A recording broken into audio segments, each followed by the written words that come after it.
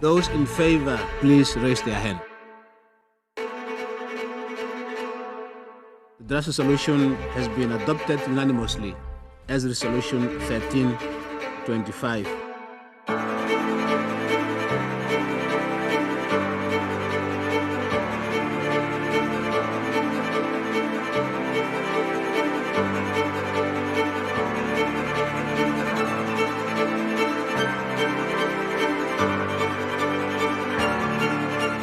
În acest an, luna octombrie este marcată de cea de-a 20-a aniversare de la adoptarea rezoluției 1325 a Consiliului de Securitate al Organizației Națiunilor Unite privind femeile, pacea și securitatea. Acest eveniment ne găsește în mijlocul pandemiei globale de COVID-19 și în fața unor tensiuni complexe, persistente în diferite zone ale lumii, în care încă mai există conflicte armate. Zone în care reacțiile negative împotriva egalității de gen și a drepturilor femeilor sunt în creștere.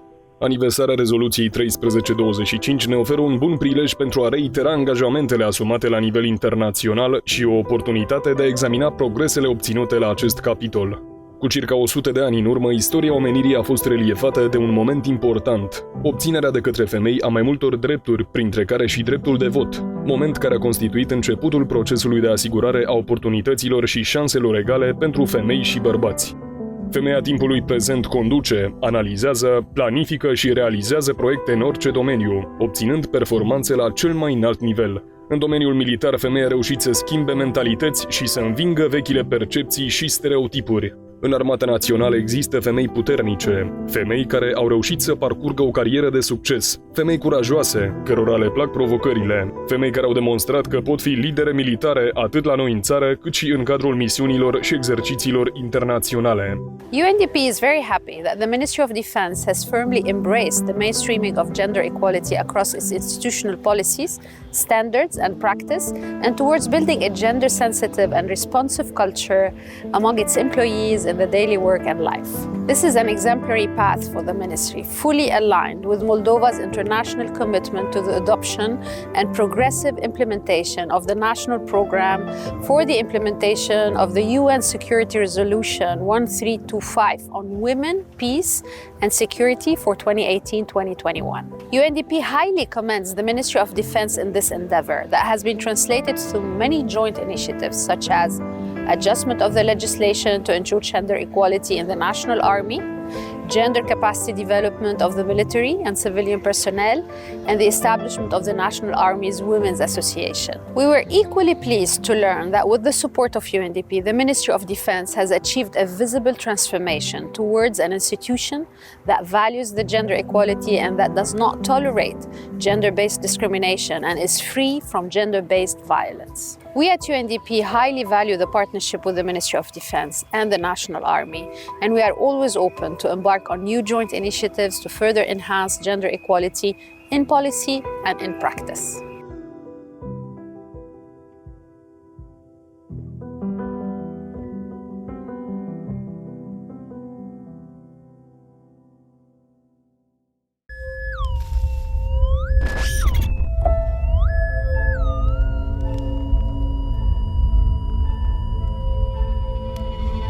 Am studiat la specialitatea de transmisiuni. La finele Academiei, ca tânăr locotenent, am fost direcționat către batalionul Geniu ca comandant pluton transmisiuni. Întotdeauna am căutat să mă determin prin ceva mai deosebit, că sunt mai deosebit și lucrul ăsta îl simt chiar din interiorul meu, că eu pot ceva să fac mai mult și mai interesant. Să fii un genist nu e un lucru ușor. Trebuiește foarte mult să studiezi, să nu ai frică, să fii conștient de fiecare pas pe care îl faci. Genistul nu are dreptul la nicio greșeală și asta foarte mult îmi place. Sincer, în mine frica și neîncrederea nu-i. Toți spun că nu poate să existe așa să nu ai frică. Nu am frică, mi-e interesant, dar dacă ai frică de acum, n-are rost să mai pleci la misiunea de deminare. Da, nu am multe misiuni de deminare, însă timp de 3 ani este o experiență interesantă și că fiecare pas pe care îl fac încet și bine gândit. Știu că cineva acasă mă așteaptă. Spiritul de echipă care este, focusarea asupra misiunii și aprecierea societății face mult pentru un genist. Să știi că fiecare pas al tău, fiecare misiune cu succes dusă la capăt este o viață salvată. Eu cred că dacă am încălțat bocanii și am îmbrăcat ținuta militară, am tot dreptul de a mă remarca ca și ceilalți militari. Poate este în societate încă chestia asta, cum o doamnă poate să fie genist, însă la noi nu. Și din contră încurajează, și ce nu cunoști te ajută, ți arată, ți explică. O femeie toate le reușește. Și familia să o combine, și serviciul să-l combine, și să le duc toate la capăt cu succes. Dar într-atât de mult am îndrăgit anume arma geniu, că nu aș schimba alt gen de armă. Însă geniul pe mine mă caracterizează. Atențiune, explozie! Explozie! Explozie!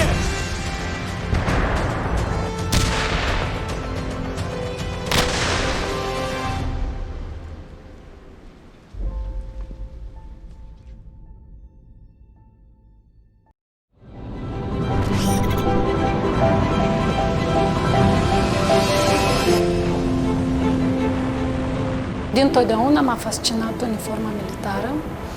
Deseori vedeam pe stradă militari care pășeau cu demnitate, purtând epauleții. Eu am fost crescută, educată să fiu independentă. Și familia mea a acceptat alegerea care am făcut-o. Acum, eu cred că sunt mândri de mine. Pentru că îmi fac meseria cu plăcere, îmi fac meseria cu devotament, îmi dau toată silința să nu dezamăgesc pe nimeni. În unitatea în care am venit, batalionul de destinare specială, era o fată numai. În biroul în care am intrat, toți au venit să mă vadă. Cine sunt eu? La început a fost un pic cam dificil, însă până la urmă, dacă te impui și ești tu însuți, ești acceptată pentru că îți faci bine treaba. Noi, femeile, participăm la toate activitățile. Trageri, salturi cu parașută, dacă ești brevetat. Că eu trebuie să fiu nemijlocit acolo pentru a-mi executa serviciul, altfel. Am în palmares deja 21 de salturi cu parașută, din două tipuri de sisteme de parașutare, MC5 și MC6. Eu cred că nu o să fie uitat niciodată primul salt. Acele emoții pe care tu le simți în fața necunoscutului. Nu știi la ce să te aștepți. A fost un salt frumos, fiindcă eu am sărit de la o înălțime mai mare. Având parașuta tip aripă, am avut posibilitatea să planez mai mult în aer. Am fost mândră de mine. Sunt mândră de mine pentru că îți impui să depășești niște temeri. Nu oricine poate să-și insufle bărbăție și curajul pentru a efectua salt cu parașuta, unde acolo implică și riscuri. Eu nu știu dacă poate spune cineva că a scăpat de frică. Emoțiile oricum există. Eu, de exemplu, de fiecare dată când îmbrac parașută, eu deja simt emoțiile date. Când aeronava decolează de la sol, la fel, este o senzație uimitoare. Și nu știu dacă poate cineva să spună că depășește această senzație. E foarte minunat să o simți de fiecare dată. Pentru că asta îți creează curajul și dârzenia în continuare. Asta îți dă senzația că trăiești. Eu așa cred.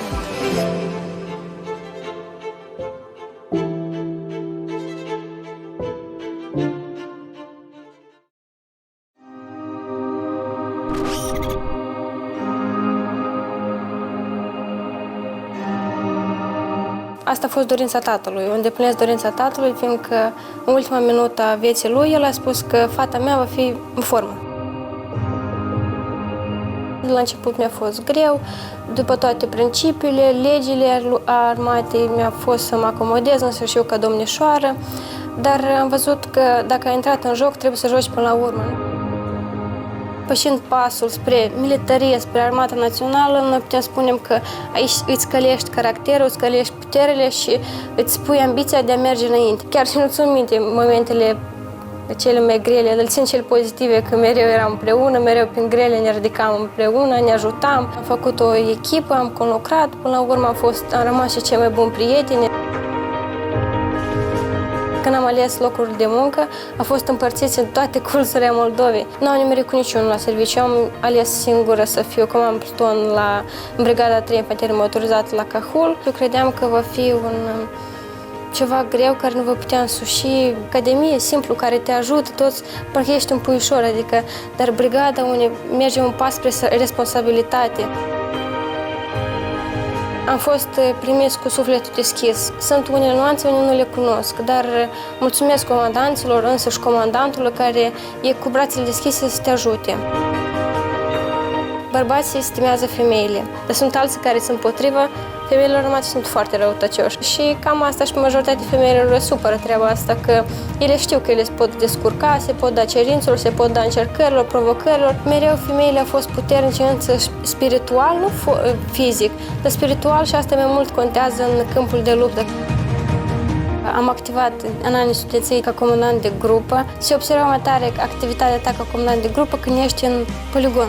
Când activezi, faci scheme ordine, antrenamente radio, dar nu s-a văzut diferența dintre femeie și băiat.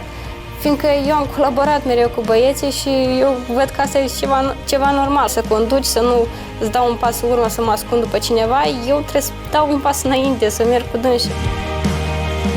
Nu contează femeie, bărbat, în caz că tu îi spui că tu poți, tu mergi înainte, te ajut, tu faci față. Acum sunt ca un puișor, prind tot de peste tot. Până îl prind de la aripi mare ca pot zbura undeva mai sus, vreau să particip la diferite cursuri pentru perfecționare profesională, pentru a învăța, pentru a cunoaște, pentru a realiza ceva, că neștiind, neputând, nu poți să ajungi undeva sus.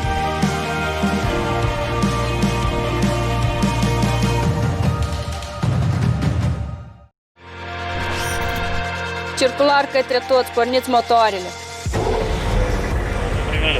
Bravo, primit.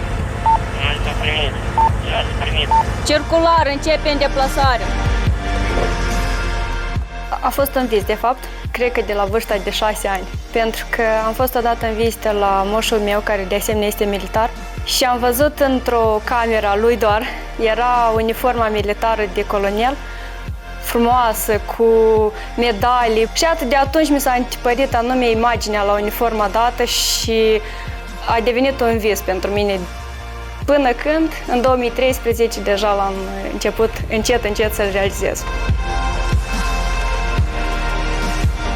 Prima persoană care era împotrivă era tatăl meu. Probabil era un stereotip format la el, dar mama, din contră, era persoana care permanent îmi spunea bravo, eu te susțin din tot sufletul. Tata acum se mândrește foarte mult cu mine, mai ales că este în altă țară. Permanent spune că uitați-vă, fiica mea este în Republica Moldova, ea este ofițer acolo, este un adevărat patriot. De câte ori am încercat să o convingem să meargă cu noi peste hotar, niciodată nu a acceptat. Deci mă simt permanent înconjurată de oameni care îmi insuflă curaj. Eu am optat la specialitate de infanterie. Nu prea vezi infanteriste, mai ales în 2013 eram prima promoție de infanteriste. Nu prea credeau că o să realizăm noi, adică nu prea vedeau în noi un succes. Jumătate din pluton, adică din băieți, erau pentru și altă jumătate erau că da, ce cauți tu în armată, că locul tău e după cratiță la bucătărie, că tu trebuie să fii mamă, să-ți crești copiii. Unicul argument care era, am zis că uite, eu am ales asta, este alegerea mea personală, nu cred că tu ești persoana care ar trebui să-mi spui mie cum să-mi trăiesc viața sau ce profesie să-mi aleg. Și iată, în decurs de un an, băieții noștri și-au schimbat total viziunea, au văzut că într-adevăr facem față la toate eforturile și la toate misiunile puse în față. Pentru unitatea noastră era premieră ca la funcția de comand pluton să fie o doamnă. Și toți așteptau cu nerăbdare să mă vadă, să vadă ce o să fac eu, cum o să mă descurc, care sunt principiile mele de lucru. Toți, practic, erau mai mari ca mine și ca vârstă și ca experiență, dar necătând la asta experiența pe care o aveau ei și a făcut să mă accepte în colectivul lor ca comandant, indiferent de gen, adică ei niciodată nu m-au privit ca doamnă. Permanent spuneau, acesta este comandantul nostru de pluton.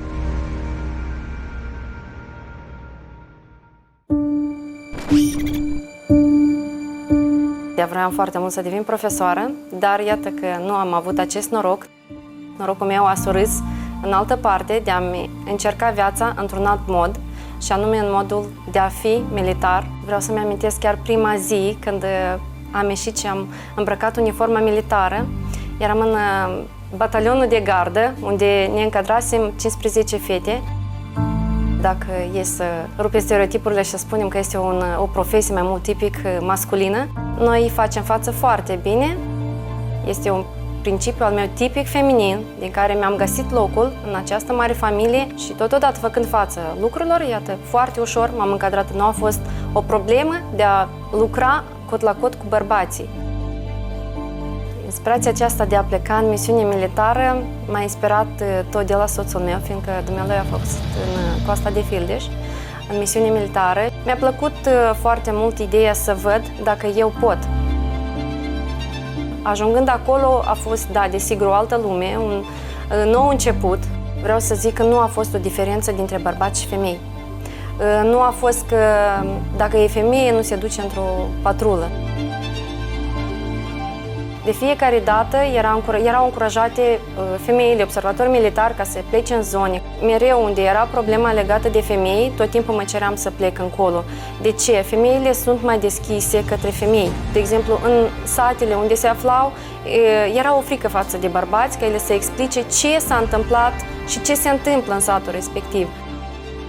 Aș vrea să mai văd alte zone și să văd cu ce se confruntă lumea și să pot fi de ajutor acolo unde eu mă duc, anume ca observator militar sau ca pacificator.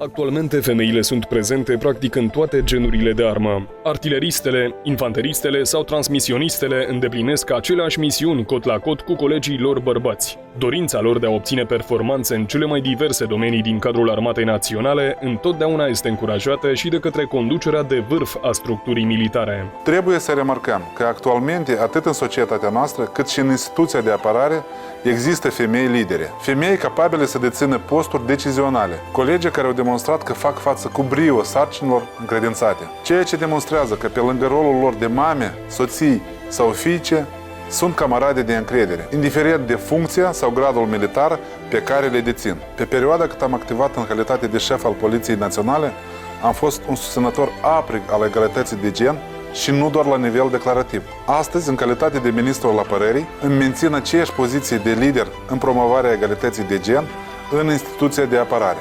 Cu toate că serviciul militar presupune și dificultăți, pericole, riscuri, pentru cele care au ales să îmbrace uniforma și să-și servească țara, aceasta a devenit mai mult decât o profesie, iar Armata Națională mai mult decât un loc de muncă. Pentru mine armata este o profesie de suflet. Și de fapt acum este și un stil de viață. Pentru mine armata este o onoare, este o echipă și este o familie. Un pas spre responsabilitate, spre cunoaștere, spre perfecționare. Simplu, o să spun, apărător al patriei și mândră de mine că mă aflu în Armata Națională. Eu sunt mulțumită și sunt fericită. Și cum spunea cineva, că fericirea e acolo unde te regăsești. Și eu cred că locul meu este aici.